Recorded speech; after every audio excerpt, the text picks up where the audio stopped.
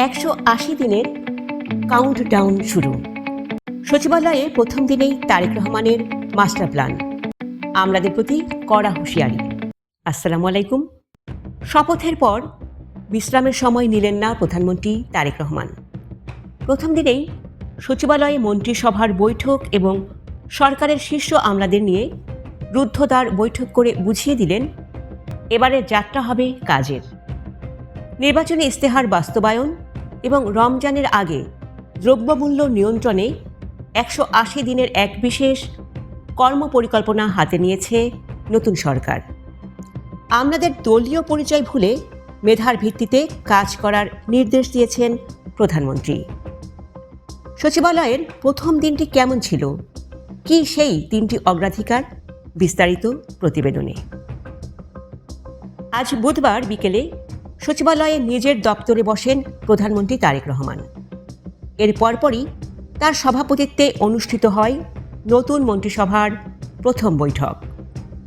বৈঠক শেষে স্বরাষ্ট্রমন্ত্রী সালাউদ্দিন আহমদ এবং তথ্যমন্ত্রী জহির উদ্দিন স্বপন জানান, সরকার 3টি বিষয়কে জীবন মরণ অগ্রাধিকার হিসেবে নির্ধারণ করেছেন।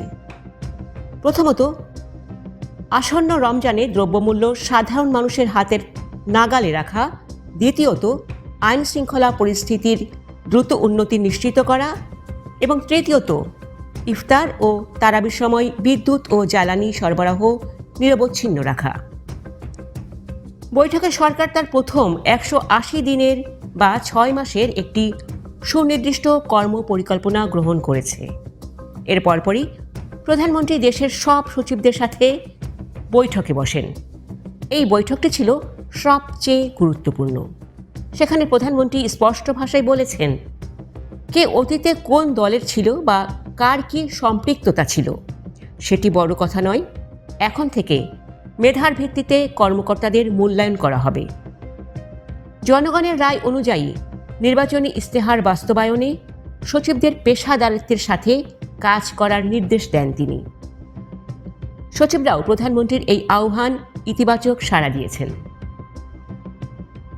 তারেক রহমানের নেতৃত্বে এই সরকার মেধাতন্ত্র ও মেরিটোক্রেসি প্রতিষ্ঠার যে ঘোষণা দিয়েছে তা আমলাতন্ত্রে নতুন প্রাণের সঞ্চার করবে বলে মনে করা হচ্ছে। তথ্যমন্ত্রী জানিয়েছেন, 2-1 দিনের মধ্যেই মন্ত্রীরা তাদের বিভাগীয় কর্মপরিকল্পনা প্রধানমন্ত্রীর কাছে জমা দেবেন।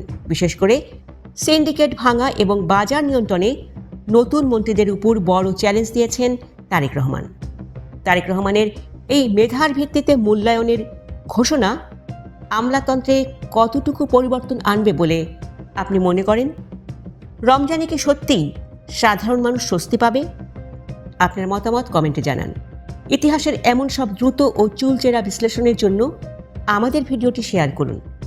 আর সঠিক সংবাদের সন্ধানে যারা এখনও আমাদের সাথে যুক্ত হননি, আজই সাবস্ক্রাইব করে নিন। ধন্যবাদ। আল্লাহ হাফেজ।